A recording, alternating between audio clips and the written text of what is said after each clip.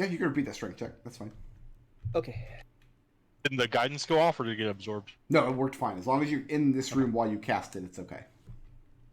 All right. Well, that is a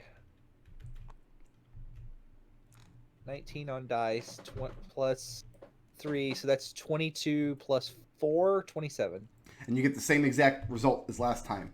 Perhaps a little more dramatic because you've got better leverage, your angle of attack is a little better, and you push down with considerably more force because you have the magical cigarette dangling out of the side of your mouth. But as you push down, you see the two cogs, the outer and the inner, rotate slightly and shudder in place. But you're definitely not able to push this down any further. In fact, the reason machines like this exist is to exert an amount of force far in excess of what a regular person could do, even with small magical amplification.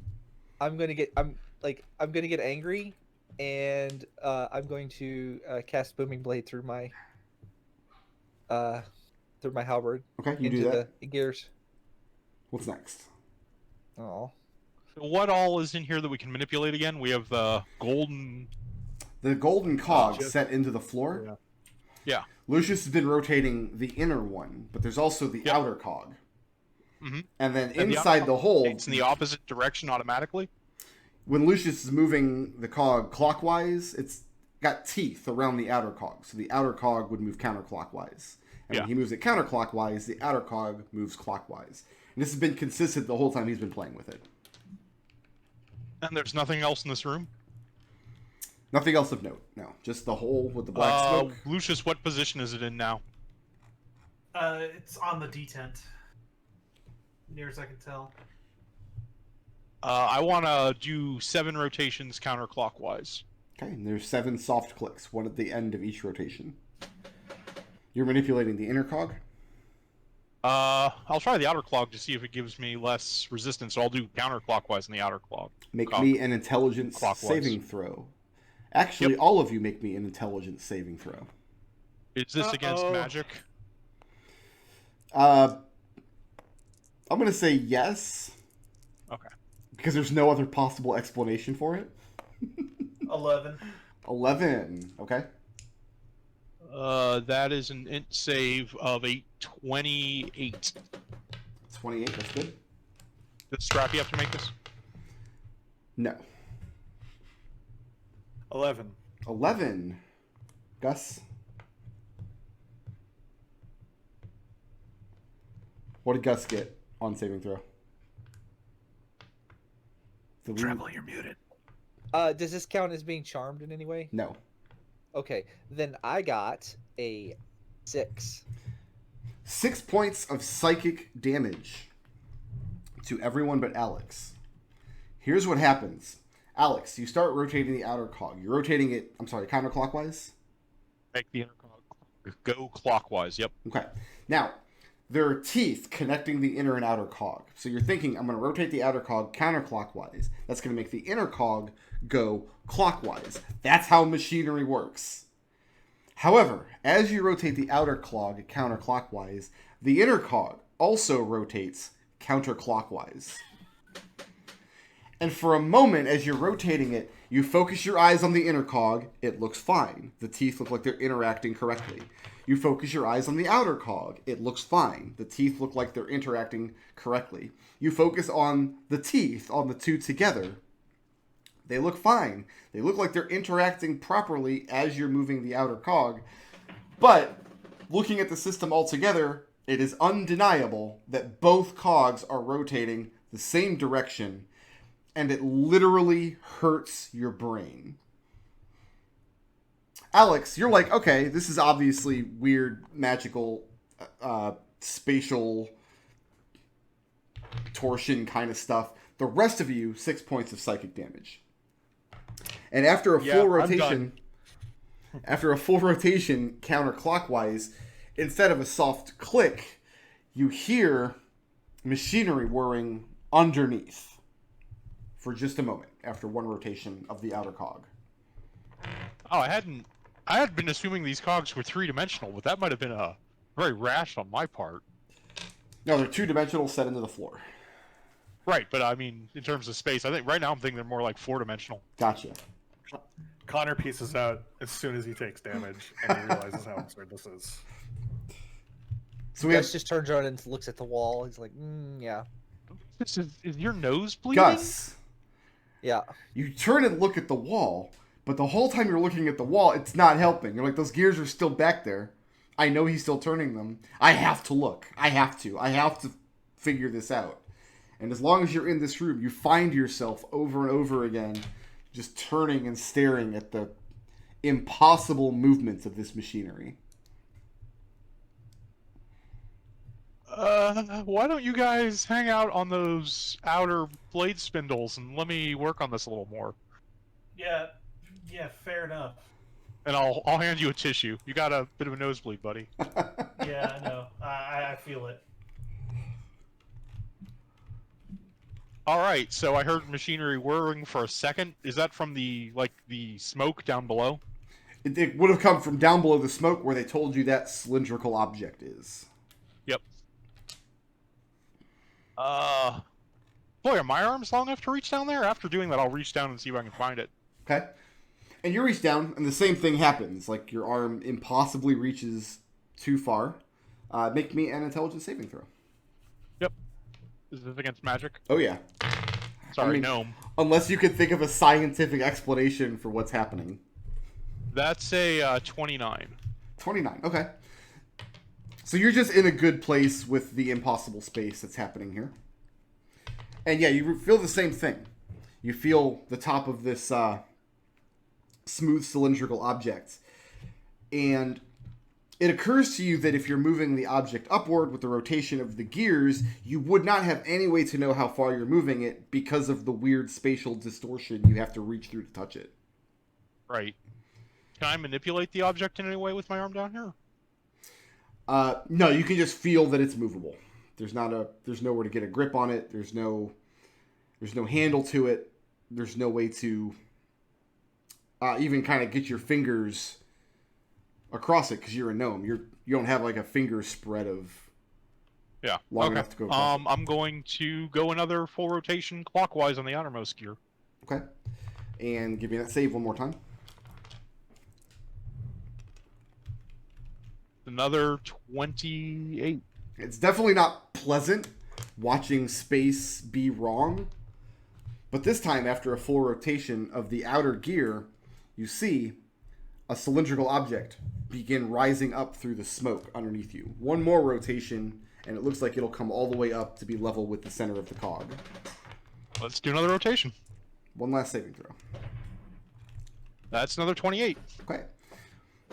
And as this cylindrical object rises up to the center of the cog, it actually comes a little higher than that, by like 4 or 5 inches. And at that point, it feels like you can't rotate the cog anymore. It won't move any further beyond that. What do I see, like, of the 4 inches that protrude from the center of this object? Anything written on it? We're relying on dark vision, right? If I can't see it, I'll check. If I don't see any like engravings or anything with dark vision, I'll light up a coin. Okay. When you bring light into the room, you can tell the color of it. The cogs that you've been manipulating have a gold color to them. The cylinder that's come up through the hole looks like it's made of platinum. And around the back of it, you see a coin slot. A small hole bore into the center of, or into the side of the cylinder, just wide enough for a coin to slide into. There's nothing written on anything in here? You don't see any writing or markings or engravings or anything of the nature. The cogs are gold and the cylinder is platinum. And that stays put right now, right? I can walk over here and talk to people? Yes, when you remove your hand from the cog and you move away, the cylinder stays in place. Seems like it's a toll gate. What? It's got a coin slot. And Connor just looks dumbfounded. It's a platinum rod with a coin slot in it. Platinum coin, put it in there. I'll take 5 stone coins and slide them into it. Okay, you hear the coins land on coins that are probably already in There's a hollowed space inside the cylinder. And you don't hear the loud metallic thunk of your coin hitting the bottom of the cylinder. You hear the kind of clattering sound of them landing on coins that are already inside. Mm-hmm. Like they're falling into a big pile as opposed to just a neat little stack. There's probably a pile of coins in the... Machine. Exactly. It's exactly the sound when you put a quarter into an arcade machine. Yeah. And your 5 stone coins land inside. And now they're in there. I have no way to tell what that did. Can I still maneuver the innermost gear? Which, try turning it clockwise? when you turn it clockwise, the outer gear turns counterclockwise. And as you start to turn it, you realize that doing so is going to lower the cylinder again. Because as you move the inner gear, you see it start to go down. I'll rotate it back into place to keep it up. Okay, and it's still up. And there's nothing else in this room that indicates anything? No. How much was a clue for the doll? It's platinum, wasn't it? 5 platinum. She gold charged you pieces. 5? She charged 5. She would have only charged you silver if you had treated her better. Yeah.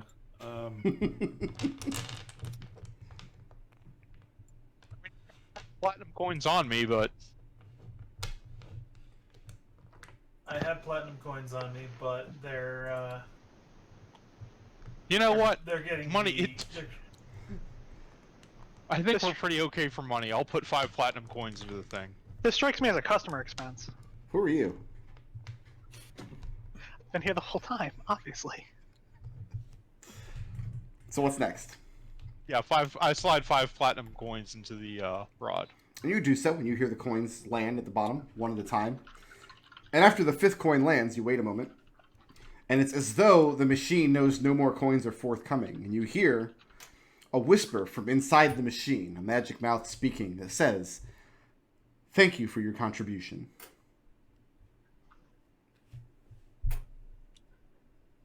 I think Alright, it's so like I'm a cracking that telephone. open and getting it back out. Where should I put the magic? Where are we breaking this thing? We should break that thing. I mean, yeah, but regretfully. Well, maybe it did something somewhere else in the dungeon. Let's bring this thing back to 7. No, or 5. Oh boy. 5. So a reset and then a level 5. Do we know how to reset it? I thought Yeah, hitting the well, I button mean, just we told did- us what it was set to. We did wait for an hour and it did revert. I don't want to walk on this. I don't want to be on this thing for an hour. No, taking a short rest in this room would be impossible. This is So not conducive the to a option short is the option is we go into the 7 room and wait it out until I get my magic back. Or If we I wait just out in cast the it 7 now room, and- it's going to close us in the 7 room. Didn't close it until we actually started interacting with this thing again. Yeah. Okay. Yeah, this door here went in- remained open until they went back in And push the started button. doing stuff. Okay. Yeah, we Oh, went maybe back we in can and reset pushed it the just by button. all gathering up in the 7 room and then coming back in here and hitting the button. Why don't we just step off the button and then step on the button again? Like if we do that, does it go back? Does it say 7 or does it reset to 0? So all of you are in this room, and you have Scrappy step off of the button. Mm-hmm. At that point, the rigmarole reverses. The numeral disappears back down into the smoke. The center platform turns back over. And indeed,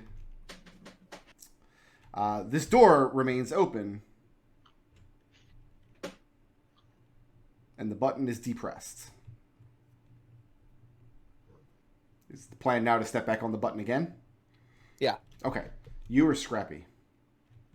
I'll do it. Okay, you put your foot, depress the indentation on the center. The first thing that happens is this door closes, and then the whole rigmarole happens. The smoke comes up out, sitting over the mirrored sheen of the platform, and forms the numeral 0, and the magic mouth says, 0. Alright, Let's feed it a fine and see what happens. What spell are you casting? This is gonna. I'm gonna cast Fly again. Once again, the magic, the spell, the effect does not happen. You expend the spell slot. You see the thread of magic trace outward from your spell focus down into the hole in the center platform. Then after a few moments, the cloud in the center of the room forms a 5.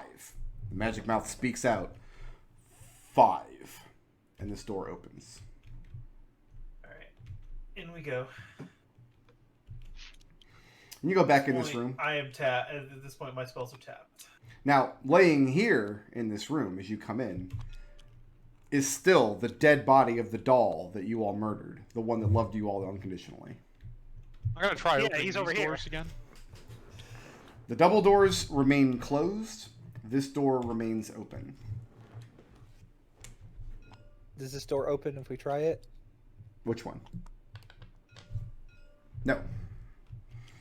Aside from the 2 gears, is there and the thing that was Mad Metal was hooked to, is there anything else in the room that he was in? In this room, there was the outer gear, the thin one. There was the inner gear that burned Gus. There's the platform that Mad Metal was suspended above. And then there's a platform opposite Mad Metal. The 2 platforms look to be stationary. And they don't look like they're connected to the outer gear in any mechanical way. If we try standing on those pedestals, and not the superheated ones. I need my arms. So, sounds like you're volunteering. I mean, I don't mind. So what's... Yeah, Have we tried go. removing the rings that are on Mad Metal's arms? No. No, but Tom told think you that's a that good idea. he had not tried doing that from his end, because he has the other end of the same device. Hmm. That he was capable of disabling and physically removing of the device, but he was afraid that if he did, it would sever Mad Metal's arms. Okay. Because remember, the device works. His arms have not been removed. He just reached them through a device that could then be detached and moved around. Yep. Got it. So. Yep. Okay. This was also a pretty large plot element in Problem Sleuth that I tried to attack on the wiki before that wiki drama drove me away. Portal technology. Oh. Okay, my fine. God. I'll go on the other platform. So I'll jump over the white hot gear to the one that Mad Metal was not on. Let's get an acrobatics check. Dex acrobatics. Yep. Oh, I'm sorry. You don't need to make a check. What's your strength score? 7. Okay, so yeah, you can jump forward 7 feet and land there. That's fair enough. I just remember there's rules for that.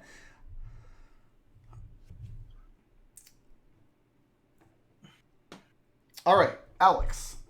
Mm-hmm. A couple of things happen as you clamber up onto the platform, as you leap over to it. The first thing that happens is you see the chains still dangling above this platform.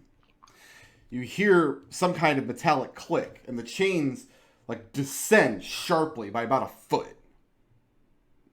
And they're just dangling, clattering back and forth. And then a magic mouth speaks in the room. It says, knowledge begets strength, begets nimbleness. And then the voice fades out. Interesting. Knowledge Alex. begets strength begets. Make me an intelligence saving throw. It's against magic? Almost assuredly, yes. Sorry, Gnome. That is a 26. Listen, man, you never have to apologize for being a gnome. Gone T. Gnomes are the third best D&D race. Easily. Standing on this platform, you find that your mind is starting to just race through everything that you just saw happen. You saw these chains descend. You know there's some kind of motion underneath you. You're putting together not just physically, not just mechanically, but how magically through the processes you know as an artificer, how things can be connected magically and put into motion. How all of this might work and what this potential clue might mean. And you eventually find that these thoughts are not under your own control. Your mind is racing kind of involuntarily. And you catch yourself. And you kind of, at this point, have the option to either continue to let your mind work in that direction or to forcefully stop it from working in that direction. To kind of... I'll continue for what I perceive as one round. Okay. All of a sudden, letting your mind race, it feels like it's racing faster and faster and faster. You feel like it's going through all of the various computations and iterations of this system that you've seen work in this room. And how this room might fit into the greater whole of the dungeon around you. And time for you seems to slow down as your mind is racing and racing and racing. And then all at once you crash. Those of you watching, you see Alex standing there and he violently shudders. He doesn't lose his feet, but you see his hands go to his head. And Alex, you have a splitting headache, the likes of which you've never experienced, not even after the hot wings or after that terrible Tiefling drink from What's-His-Name's Tavern. Have you ever felt your head in disarray like this? Those of you watching, you can see little streaks of blood trickling up under his nose, out of his ears, the corners of his eyes, which are pink and bloodshot now. Alex, reduce your intelligence score by 1. And this door opens up.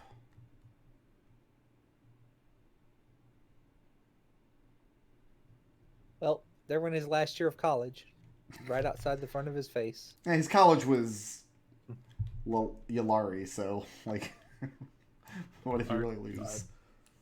Are you okay, Alex? I don't feel so. What's the word? Also, I'm not finding a word. That's weird. Normally I have all the words. Regretfully. It's fine. This happens to me every time I get drunk. You'll recover. Your Peer blood out through shoots the- out your peer out nose through and this your one. ears when you get drunk? It depends on what I'm drinking. Oh boy. Lucius. I saw that one. It was from the Tiefling one. Lucius. Looking into this room, you can see 2 other doors along the walls. Here and here, both closed. The center of the room is one giant gear. The gear looks stationary. It's not moving at all. There are 3 clock hands. The smallest one is moving in a slow sweeping motion around the room. The other 2 appear stationary at first glance.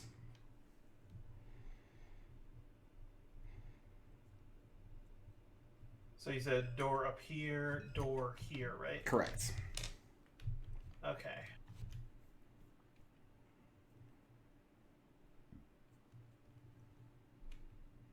I'm gonna crouch down over here, Okay. next to the larger gear. Hold the back of my hand to it. It doesn't feel hot at all. No, this feels like metal. Okay, as after this room, it's like okay. And Lucius will tentatively step out onto the gear. And the gear feels solid under your feet. It feels stationary.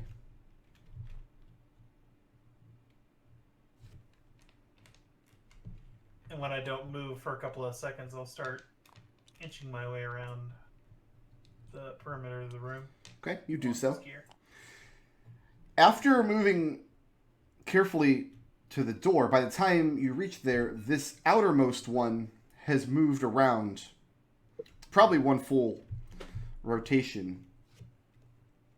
Make a perception check.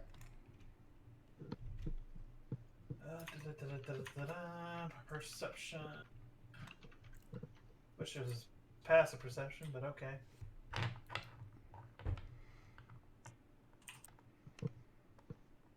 That's not bad. That's a 19.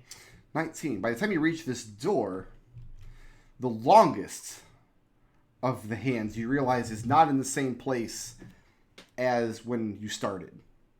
So it is moving, but it's moving extremely slowly. I'll call that out. Let everyone know that arm is moving very slow. And you arrive at the door in the north of the room.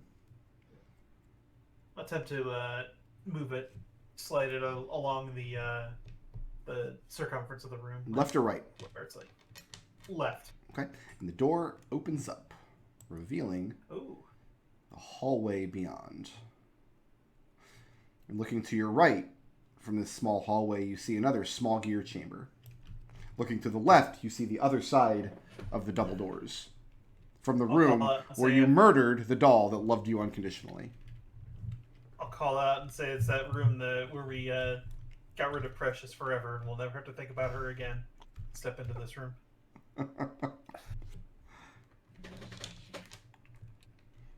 You step into this room. Looking into the chamber to your right, again, there's one large gear on the floor. This one is moving counterclockwise somewhat rapidly. And it has two clock hands coming out from, what do we call this, a blade spindle? Yeah. That sounds about right. Moving erratically. Watching them for a couple seconds, you don't see a particular pattern to them. But they are moving constantly. They're never at a point where they're stopped completely. And in the center of the room, kind of rotating in place as though it's attached to the large gear, is a platform. It looks like they have, what is this, like a percent sign they've drawn on it here? There's not actually any symbols on top of the platform. I'm going to go walk up to this double door and inspect it on this side. Inspect it. It looks identical to the rest of the doors in the dungeon, except it's a double door. Can I attempt to open it from this side, maybe? Open it how? Try to pull one side into the door. So the way it looks like it should go? Yeah. And it shudders and does not open.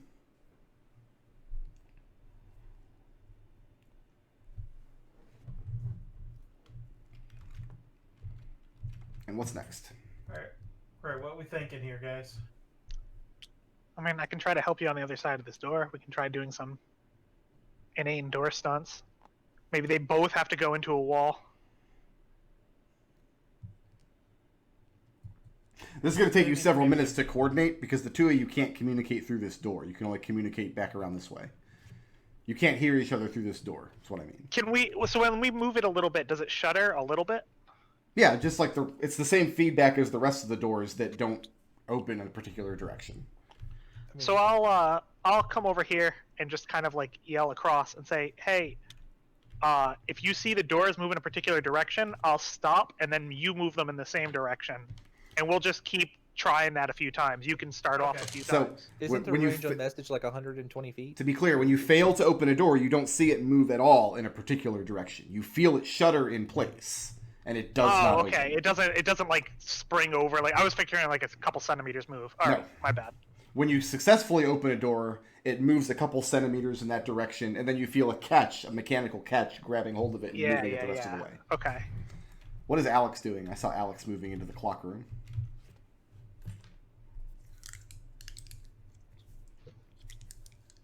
Being muted. Actually, it sounds like you're really quiet. Yeah. Sounds like interference. Is that any better? There you go. Yeah. Welcome back. Is there a reason we can't just walk through the clock room? I am both confused and apparently stupid. No, you can absolutely walk through the clock room. In fact, that's what Lucius did. I'll walk through the clock room. I don't know. I don't know what opening those doors achieves, and I'll start looking at this gear. Looking at this gear, the large gear in the room is moving counterclockwise, and it's moving somewhat rapidly. The center of the room, so it is about 5 feet away or so, the center platform looks like it's attached to the gear in the room. It's moving clockwise, the same speed and direction. The two bladed hands are moving very erratically back and forth through the room. How high up is the second gear? Is the platform? You could jump to it from here without having to touch the gear below. Even with 7 strength? Yeah, it's only 5 feet away, so a 7-foot jump would put you on that square. Yeah. Landing on this Just, platform, stand there. you feel the platform shudder underneath you, as though it's responding to your weight. You suddenly get this idea, like you feel like you could jump again and come down with more force.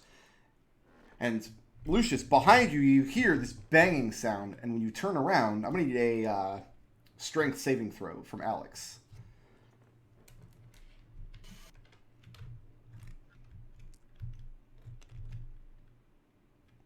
So that's a -1. A -1. Lucius, you hear this That pass? banging sound behind you. And when you turn around, you see Alex feverishly jumping up and down on this platform like a man possessed. And the more and more he does it, the slower and slower the erratic hands move. Until suddenly, you see him do this flying leap into the air that you could have sworn his small gnomish stature was not capable of.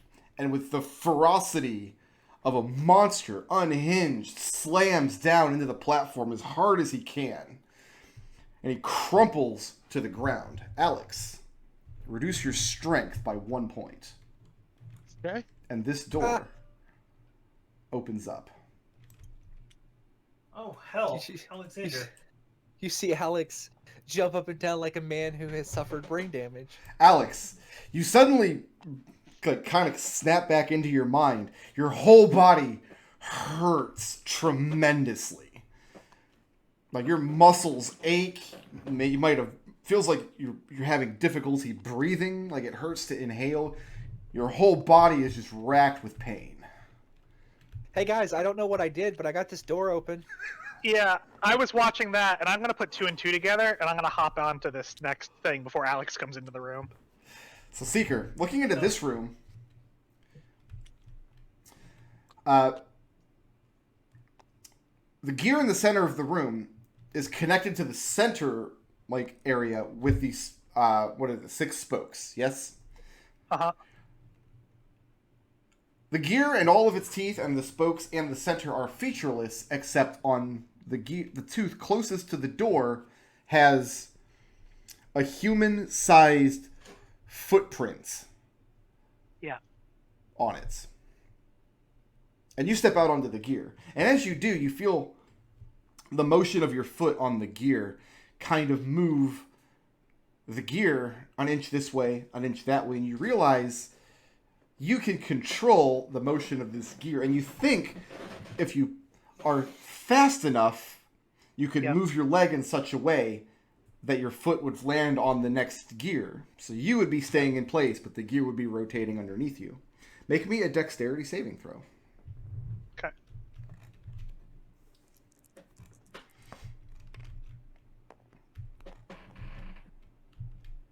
That's 5.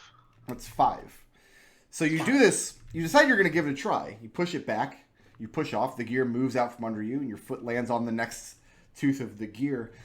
The rest of you, as you watch, as Seeker's foot leaves the tooth in front of him, in the darkened spot on the tooth, it looks like a footprint, vanishes, and one appears on the next one. And he does this a few times in a row, the footprint always moving to the gear in front of him. And Seeker, you feel like you're accomplishing something. You're running faster and faster than you've ever run in your life. And you reach a point where those of you watching, it looks like Seeker is running at supernatural speed. And he is compelled to continue to do so until eventually his legs give out from under him. And he crumples to the tooth. And the gear is spinning so quickly at that point that he tumbles forward comedically, landing on one, completely out of breath. Seeker, reduce your dexterity by 1 point. All right.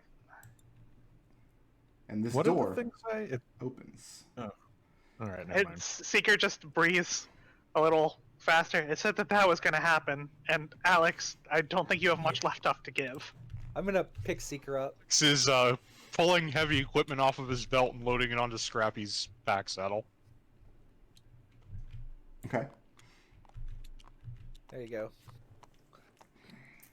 What is your strength now, Alex? 6.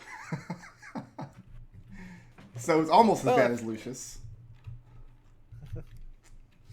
It's No, now as bad as Lucius's is mine. 6. It's now as bad as Lucius's.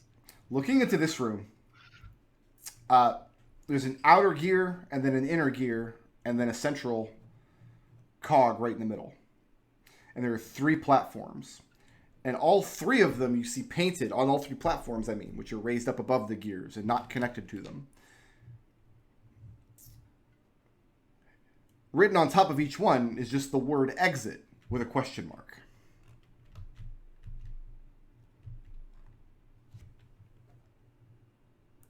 On all 3 of them is the On- word exit with a question mark. All 3 of them is the word exit with a question mark. All right. Well, I'm gonna self-actualize a little bit here, and I cast Minor Illusion so that on this gear there's no question mark, and I just get on there. So, I don't think minor illusion can make things vanish. No, but I can make the illusion of a gear with nothing on it.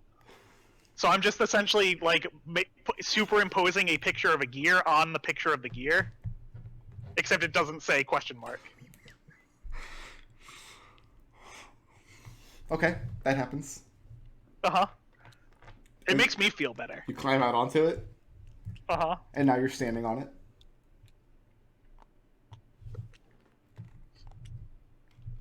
Boy, I don't think I want to be on exit question mark. Is that gear big enough for 2 people? Sorry, I don't have the intelligence to see through illusions anymore. So the All right, platform I that didn't lose Seeker's, that much dexterity, Alex. Don't play through the platform that Seeker's standing on. These 3 platforms are too small for 2 of you to share. I mean, you could probably squeeze onto one if you really tried. But I would say Seeker and Alex might be able to be on one at the same time. Anything else would be a stretch. All right, come here, Alex. You can Yep. be with me. Yeah. Gus, you're going across to the far platform? Yes. When you do, you hear a metallic shudder underneath you, and the 3 gears in the room begin to rotate clockwise, counterclockwise, and then clockwise on the inside. I think I did something.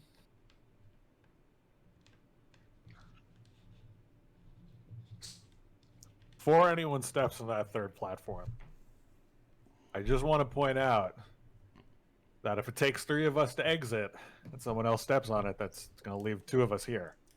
I want to point out that someone should check on see what happened with our man after those second 2 things, because the first time someone stepped on a gear and had something bad happen to them, it let the chains down a bit. So someone should see if it let the chains down all the rest of the way with the next 2.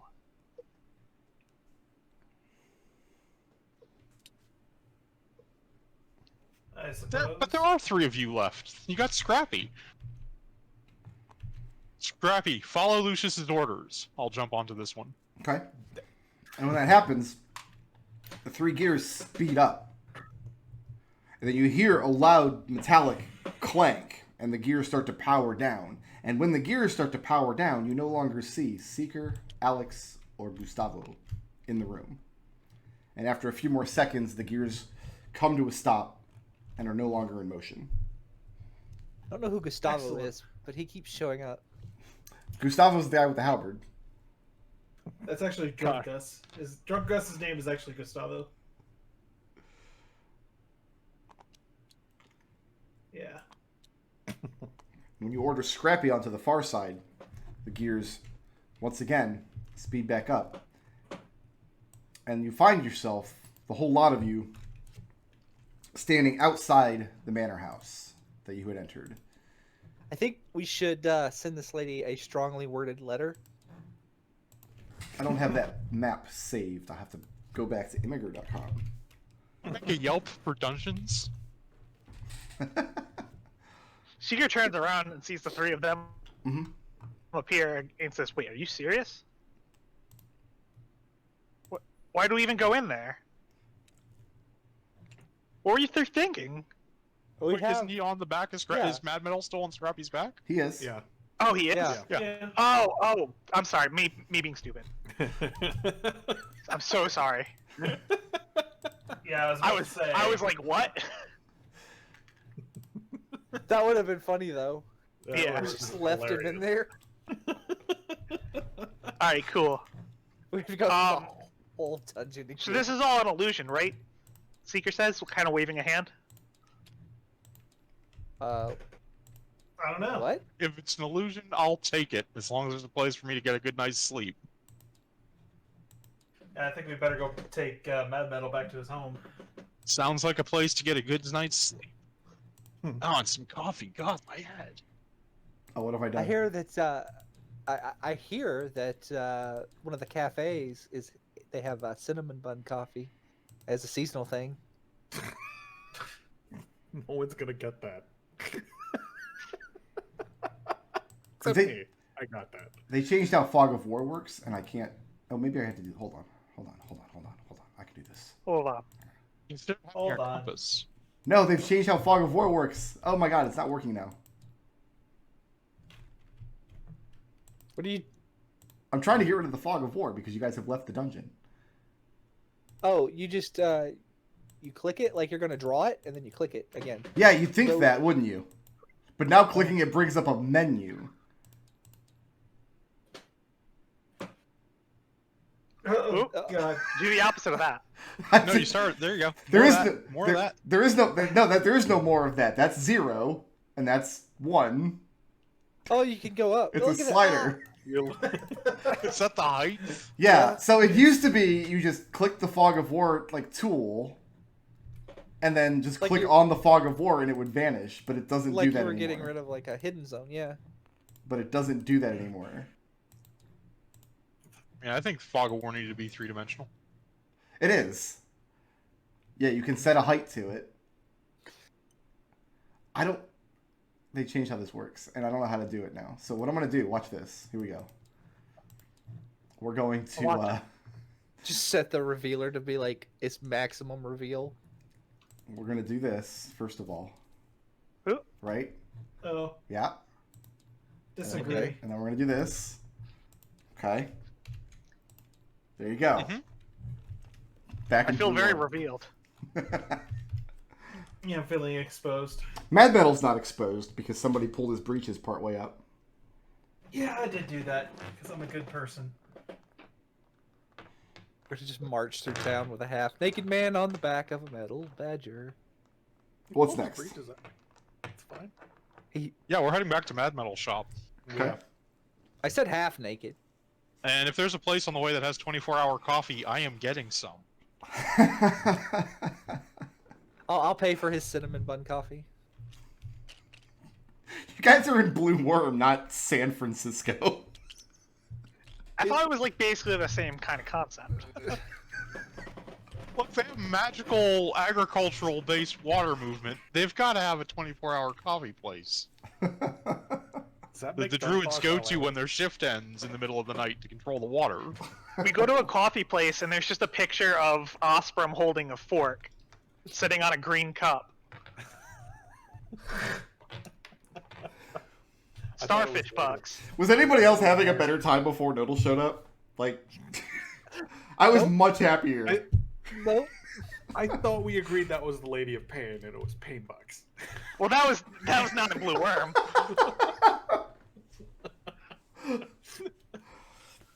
Bringing that one back. Didn't Holy somebody shit. Photoshop that? This is Starfish bucks. I It's an remember- unrelated chain. I remember somebody Photoshopped that. They just pasted the Lady of Pain logo on the Starbucks. Anyway, Google it and find out. bringing Mad Metal back to his shop. I mean, Tom Wolfe is very delighted to see his mentor brought back alive. He's not woken up yet. His let's say virility has begun to subside. That's good. I have a dumb idea. I have to do it to get it out of my brain, so I apologize in advance. Is it like R-rated? Because if it is, maybe we don't want to hear it. No. I'm gonna take his hand, like his own hand, and I'm gonna slap him in the face with his own hand. Go down into the basement. Yeah. Down into the basement workshop where the hands are hanging and retrieve them. Yeah. Yep. And you should start slapping him. Yeah, with his own hands. And you do that a couple times. And it's probably very satisfying. It makes me So feel a you're little saying- bit better. Are you saying that you retrieve the arms from the safe? I'm going to have to Alex reread Goblin crumples Safety. into a heap in a corner of the front room and passes out. Okay. I'm gonna tuck him in. Yeah, Tom mentions that it looks like you guys have been through the ringer a bit. A little bit, yeah. We found. Did you know there's a dungeon underneath this lady's house? Like she has an entire dungeon dungeon crawl. Like, by the way, 0 5 stars. Would not do again. Also, judging by the state we found your companion in, it's got both meanings of the word dungeon under her house. Yeah. He a said he little bit. didn't know about it, but it doesn't surprise him. Also, I don't feel bad for you guys giving this dungeon 0 out of 5 stars, because I didn't design it. This was somebody else's dungeon. I didn't work on this one. 0 stars. If you guys give a dungeon that I designed 0 out of 5 stars, I'm going to cry. Well, I wouldn't do this dungeon again because we already know all the puzzles. Yeah. He does ask you if you, while you were at it, you didn't kill any sentient dolls that love you unconditionally, did you? Yes, we did. Absolutely We not. killed one, yeah. 2. No, the second one was just a trash doll that we threw in a fire. Oh, right. Is anybody doing anything specific when you get back to... We have to advance the calendar one day because you guys did take a long rest down there. Yeah. Did we? Yes. Yeah. Wait, did we? No, I don't. I think never we got did. any spell slots back. Yeah, we never took Oh, a you long know, rest. Yeah, we never took a long rest. We took Oh, a short okay. rest. Yeah, we took a short rest. We didn't take a long rest because I haven't had my spell slots back either. Fair enough. Only That's the- Lucius get this stuff back on a short rest. I have exactly one of my spell slots left. What do you do with Mad Metal when you get him back to the shop? We're just throwing him on the floor somewhere? Tuck him in It's bed. Tom's problem now. Okay. You guys get him upstairs. Seeker opens the door to Mad Metal's room. You get him in the bed. Lay him down. But no, Lucius is absolutely of a mind of before we leave, I have to know why. I think we know why. I want to know who's paying us back for those platinum coins. Right. No, we just. It's bill. Write him up a bill, Seeker. I mean, it's good. We know where his bills come in, and Seeker just starts writing up. Fill it in haste books. I added Yeah. it to the contracts. Yeah, just like rescue from sex dungeon. Expenses. It is distressing to me that this is not the first sex dungeon that has been in one of our. Well, here's the thing though, is like clearly we rescued this guy from the sex dungeon, but the question is who put him in there and just left him? I mean, if it's a sex dungeon, like you would think that someone would come and check on him after a while. Yeah, I think Maybe that's what he's into. I think the real question is, Seeker, do we charge extra for sex dungeons? Now, before we go on to the next scene, because typically this is when we would take a break, but I actually have to take a break at a very specific time. Does anybody else need a break right now? Or are we able to go for about another hour to when I have to go out and start cooking my dinner? I'm fine as long as it's like an actual 15-minute break, so that works for me. Okay. Because, yeah, I have to start cooking dinner in about an hour, so it's done when my wife gets home. Excellent. Okay. Are we staying here at the shop for a long rest? Alex isn't going anywhere. All right. Right. Go I'll ahead. tell you that right now. Go ahead and take the benefits of the long rest. Alex, roll your d20. Lucius is also curious as to see how he could reattach this guy's arms. That's not our. Well, The 9 on a d20. 9. Okay. uh, And remember, there were several small guest rooms as well as the shop downstairs. So there's places enough for you all to take a rest. And then you're woken the next morning by a shouting match between Tom and Mad Metal coming from upstairs in Mad Metal's room. That's where Tom retired for the night to watch over, make sure that his situation didn't deteriorate at all. And apparently it hasn't. Mad Metal is hopping mad, very, very upset. because he can absolutely tell, because some of the calibrations are wrong and in the wrong place and things weren't reset properly, that somebody else slept in his bed, and he thinks it was Tom. And they are having a nuclear fight about it upstairs.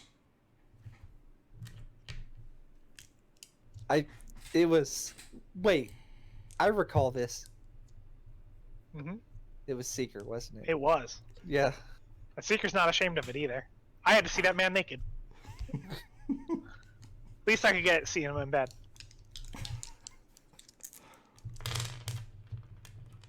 So right now, that's what's happening. Is you guys woke up to the sound of this screaming match happening. Tom is adamantly denying it. Mad Metal's insisting it's the kind of thing that he'll end the apprenticeship and throw him out on his ear. Seeker goes upstairs and says, I slept in it. And it was comfortable, too.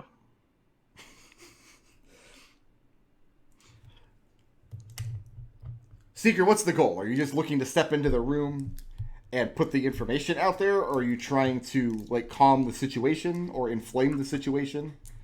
I'm trying to get that fight stopped because it doesn't seem to be going anywhere. Yeah. And that's the best way I've got. Plus, I mean, I'm going to tell him he put a bunch of puzzles and traps on his way to sleeping in his bed. Mm-hmm. As far as I'm concerned, I solved a bunch of dungeon puzzles and took my treasure. Make a persuasion check. Yeah. At advantage. First, I want to do this, just to see, because that would be the dumbest possible thing to spend my foresight die on. So you just want to go ahead and spend it? I think I might. I think that's the best possible dumb thing to spend my foresight die on. All right. So that's 16. You make the case that you guys didn't know it was on the other side of the door. He was missing. Tom had commissioned you guys to find him because nobody knows what happened to him. You thought there might be clues in the room. You solved the puzzles, opened up the locks to get in the room. And having done all that, you felt that you were entitled to sleep in the bed as a reward for solving all the puzzles. And for a moment, I mean, getting a word in over Mad Metal in any capacity is difficult. He tries to shout over you. He tries to twist your words around. But as you finish making your argument, he calms down a little bit, and he strokes his beard as though twisting it around. And he says, "All right, I can see that. Sure." Does he have his arms back? Yes and no. What happens is the ring of the stump side of it, they have the hook from the arm side hooked into the ring, so he's able to move and manipulate his arms regular, as normal. After he's stroking his beard with his right arm, and he slaps out with his left arm and slaps Tom hard across the face. He says, "Why didn't you just say that to begin with? You fetch my breakfast. The rest of you, come in here. You have a lot of explaining to do." He slaps Tom, Seeker just nods. Yeah. And you can see both sides of Tom's face have red handprints on them. And Tom looks like he's very, he's regretting bringing the arms up and attaching them. Anyone could have seen that one coming. You got to consider your inputs and outputs, Tom. As Tom shoulders past you downstairs to fetch the man's breakfast, he tells you there are chairs around the room. Sit or don't, at your discretion. Seeker will sit down. Yeah, I'll sit down. What the hell is it you people want?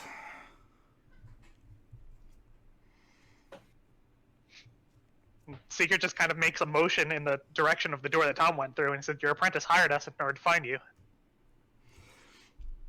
And he grunts.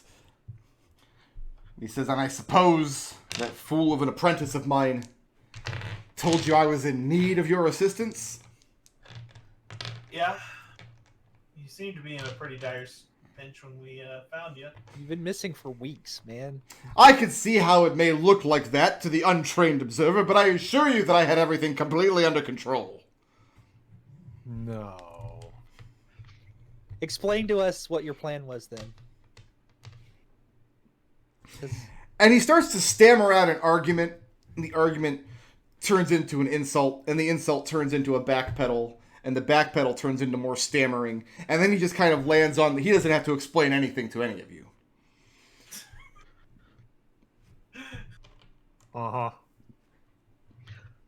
All right, so on to business then. How We heard much that did you my were- full apprentice promise you in coin? How much was the bill that Tom had been changing the money around on every week, Brick? Oh, I can't remember.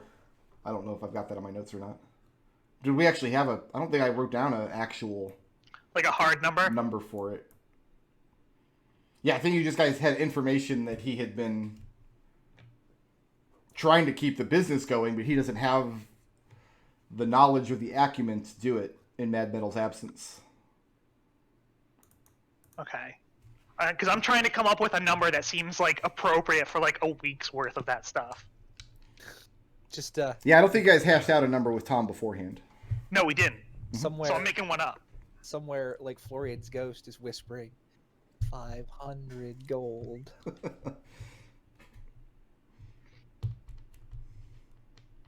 And Seeker, hold Yeah. on 1 second, and I'll whisper to you. Are you familiar with the Greater Restoration spell? no. It's going to be 300 gold pieces to get us back into shape. I know some druids, but none here. Don't even know I know any powerful enough.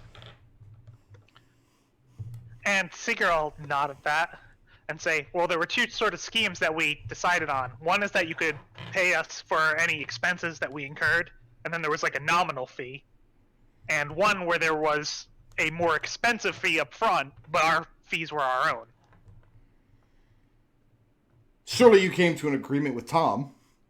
What's the agreement? I will honor it, but I wasn't here to negotiate it. And Seeker just nods at that. And then he points a finger out, makes finger guns, sends a message downstairs to Tom and says, Master just slapped the shit out of you. I'm going to say he owes us 1,000 gold. And then Seeker just says 1,000 gold. And he grumbles a little bit.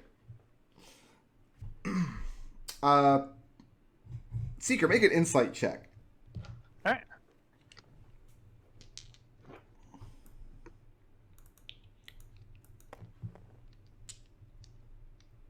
That is a 12. 12.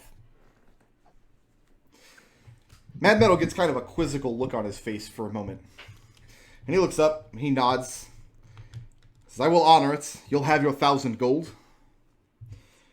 And I suppose, grudgingly, though it was done in the vast depths of his ignorance, I will also offer you gratitude. And he holds his hand out. A small amount. A paltry amount. Seeker will take a small amount of gratitude. We don't get even that very often. He gives you a writ worth 1,000 gold at whatever financial institution he does his banking with in town. Mhm. Keeping 1,000 gold coins on site sounds like it'd be dangerous. Yeah. Sounds The like good news is we also have some extra business to take into account. We arranged for a delivery for you of some rare materials. Might be fun to work with. I'll let Tom explain that bit, though. Are you talking about the Gnarljack? Yeah. Tom comes back up with the breakfast. Are you all eating? Yeah. Okay. Yeah, but Yeah. especially drinking Yeah. coffee. Trying Then- to do something about this headache. Most of the conversation during breakfast then is the attention turned is about the Gnarljack specifically, and Mad Metal seems very excited to get downstairs and completely abandon everything else that's going on that you guys are talking about and get started on this new endeavor with this bizarre moving metal creature with no biological parts. Oh, I see why he wants this thing.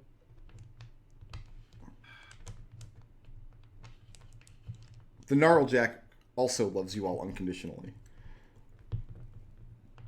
So I Didn't kept it- going in for kisses.